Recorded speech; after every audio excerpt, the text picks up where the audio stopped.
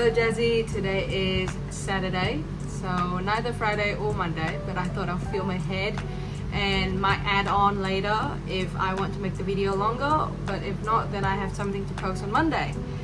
Because why? I'm supposed to be studying right now, and you know that whenever I'm about to study, there is a million other things to do rather than studying. Secondly, I have tried to do many things to make you post your video weekly, including guilt tripping, unnecessary poking, incessantly pushing, reminders a few days before, and sometimes they work, sometimes they don't. I have found out recently that the best way to guilt trip you is actually just to be on time with my video. So here we are.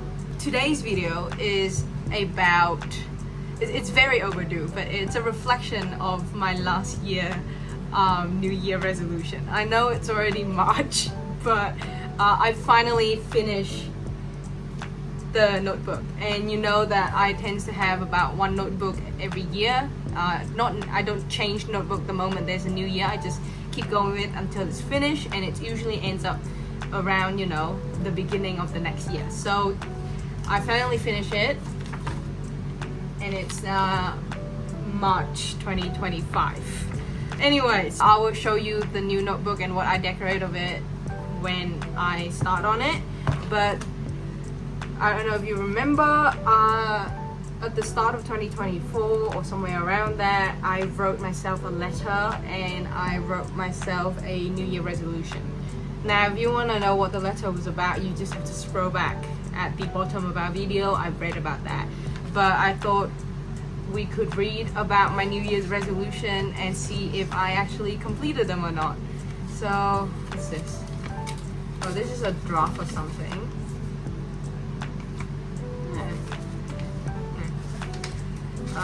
This was a depression letter. It was when I was at my lowest of low, and I wrote that, talking about how horrible I felt about myself. And I kept it because I know that when I move past that, I can look back and be like, see, at rock bottom you can still have your way and you can climb your way back out. You know, it's never too late. That's the letter. I'm wondering if I should write a New Year resolution for this year, given that it's already so late, and whether I should write a letter for myself, but that is to be decided. I drew this at art club on Friday. You know what? It's not the best, but it's actually like pretty good effort. But I'm getting distracted. This is what we are here for. This is what the video is about. Okay. 2024 New Year resolution, and I had 24 on them, like 24 points. So let me get myself a red pen and let's go through it like a teacher, whether I have completed it or not. Okay, number 1, make my bed every day. Did I make my bed every day in 2024? No. But did I try really hard, especially at the start and throughout almost the middle of 2024? Did I try my best to make my bed every day? Yes. So I would say I would give this half point, okay? Not full point. I'm fully self-aware, but half point. Yeah? Half point. Okay. Number 2, stay active and go to the gym regularly.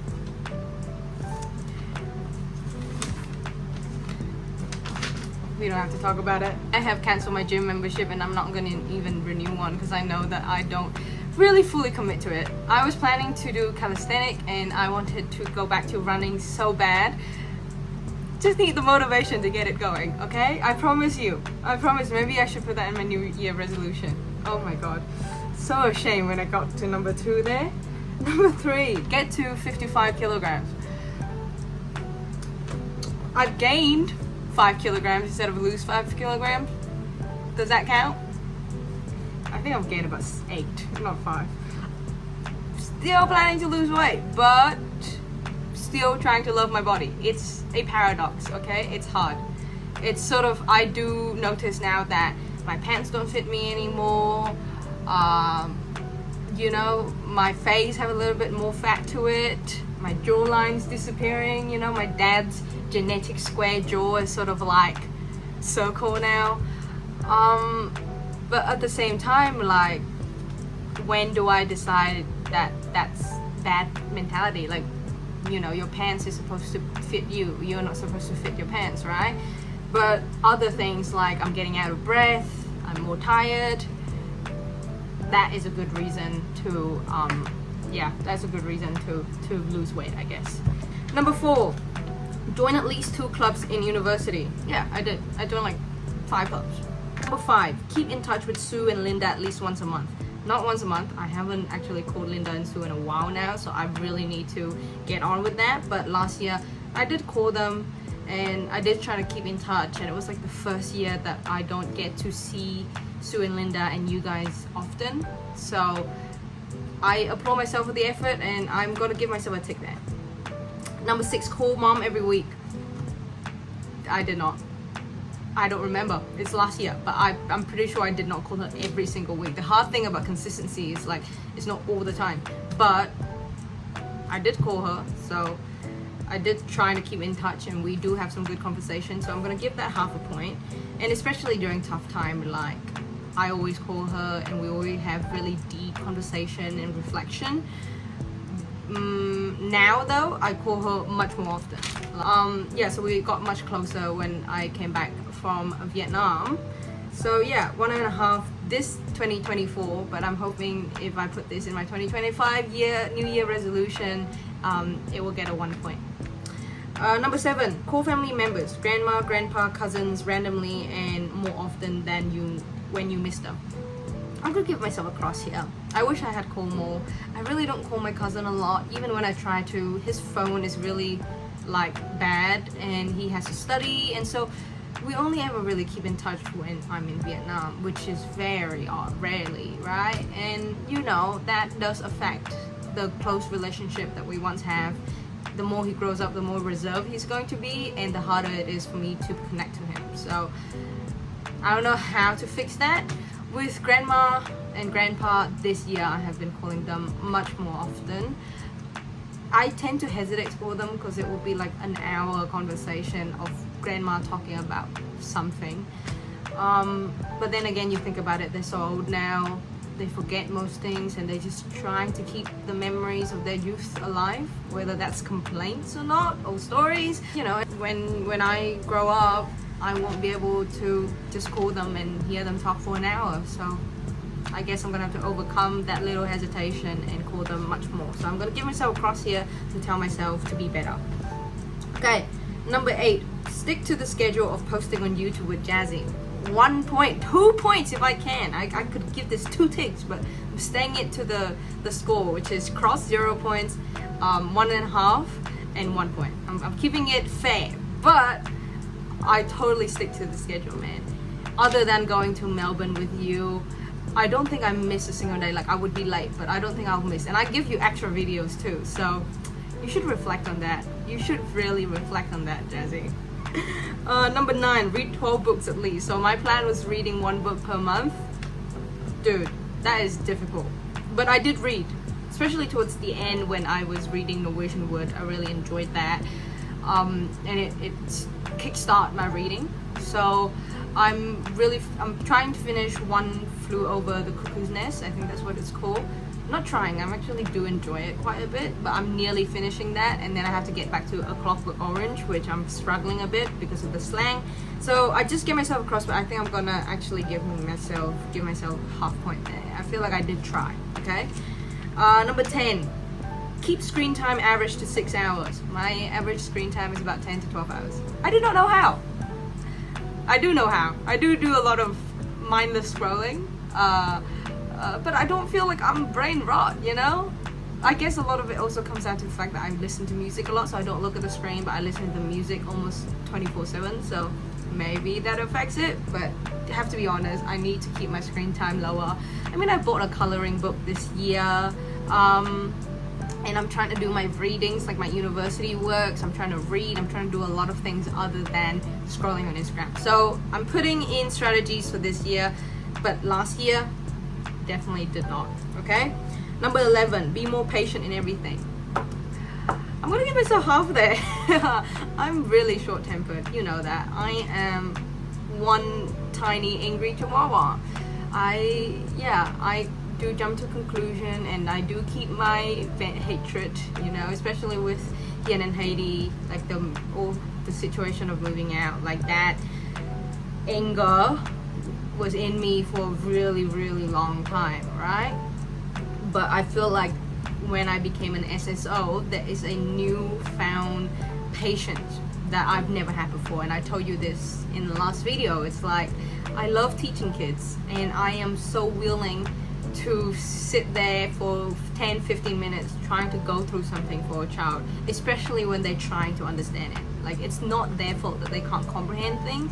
They are trying to be human beings for the first time, and I find that adorable. So 1/2 for last year. Number 12, have a clear schedule and timetable, bracket and follow it. Should I give myself 1 point for having a clear schedule and then minus half point for follow it?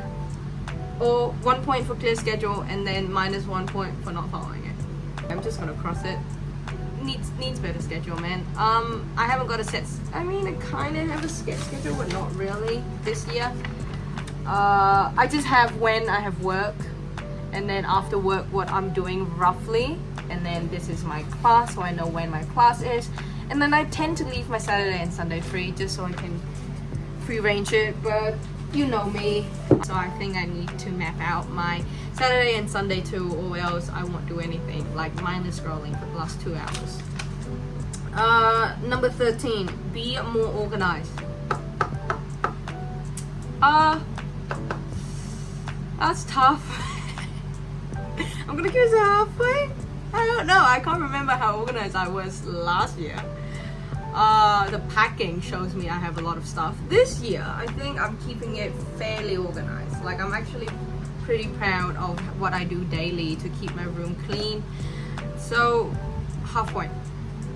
Number 14, journal more often. That's a tick right there. I mean, I definitely journal a lot. A lot of these are journals. You can see there, more journals. A lot of it are journaling. I'm enjoying it. I'm still doing it. I love writing and reflecting, so gonna keep doing it for 2025. Number 15, successfully cook meals for myself every week. I'm gonna give myself a tick there. I did cook for myself every week. A lot of it are repeated meals in the freezer, but I did it. So yeah, 1 point. Number 16, clean my bedroom and do my laundry every week and fortnight. I'm gonna give myself a tick there. I did change my sheet, unlike when I was 16 and didn't change my bed sheet for a year. I changed my sheet really monthly or fortnightly, and cleaning my bedroom somewhat every week. Number 17, make at least 10 friends in Adelaide. I did meet a lot of new people, talk to them, and generally hang out with them in uni, so tick. 18, try out one new hobby, swing dancing. Did I stick to it? No, but I tried it and I loved it. I'm lazy. Number 19, try out a sport. Nope, did not. I tried chess for about 3 days. That does count as a sport, but not consistently trying it, so can't tick there. Number 20, be more adept with financial planning. Well, I made a financial sheet and I didn't follow it. A monthly budget.